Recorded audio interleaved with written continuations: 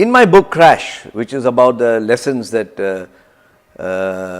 we can learn from the rise and the exit of CEOs, I came to this conclusion that power damages the brain, that this damage makes people's behavior change and is potentially capable of derailing them. Now the question is, can you avoid it? And honestly, you can't. If there's a virus in the city, you can wear a mask that will reduce the chances of getting a bug. You can have some prophylactic medicines that might reduce your chance, but you can't avoid it. You can't stop breathing. And the same way, anybody in a leadership position is prone to this damage. So the question arises, what can a leader do to keep his head ground on his shoulder? And since I am a survivor of power, since I have also been a leader, a corporate leader for so many years, I want to share 4 broad approaches that people can adopt. The first is what I call the Clementine mirror. Clementine was a wife of Winston Churchill, and she had a very benign influence on her rather stubborn, acerbic husband.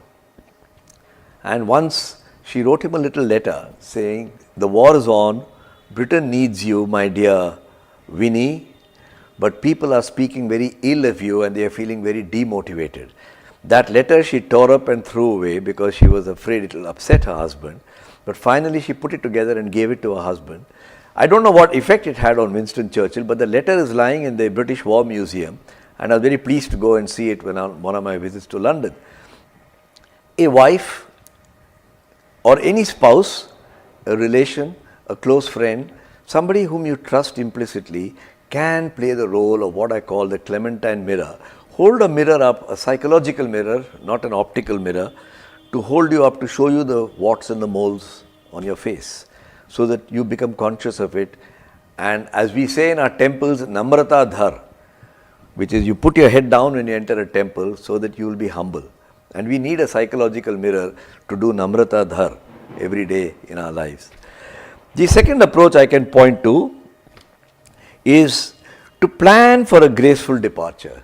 To know that whatever you are going through, the position of power will come to an end one of these days.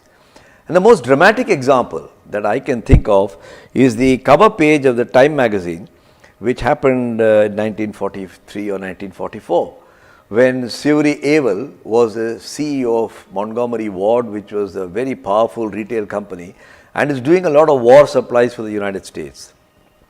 To protect the interests of the United States, the then President of the US, Franklin Roosevelt, passed an order which the President of the company didn't like.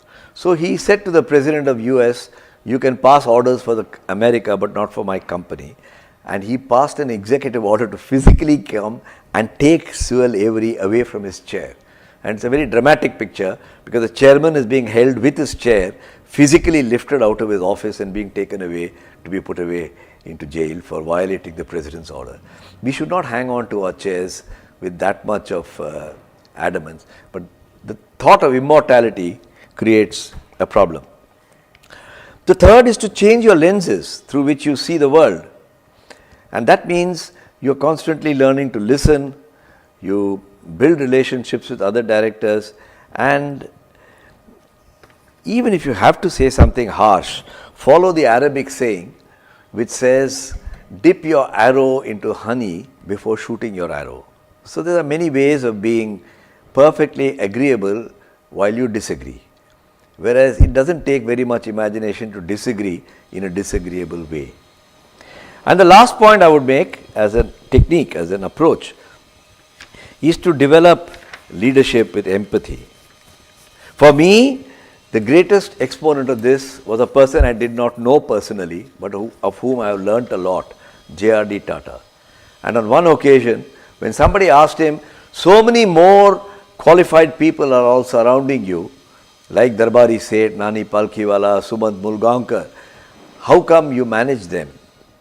J.R.D. said, "I have recruited better people than myself because I didn't have that qualification. I offer them my point of view, and sometimes they do not follow my point of view. At that stage, I learned to subsume my ego."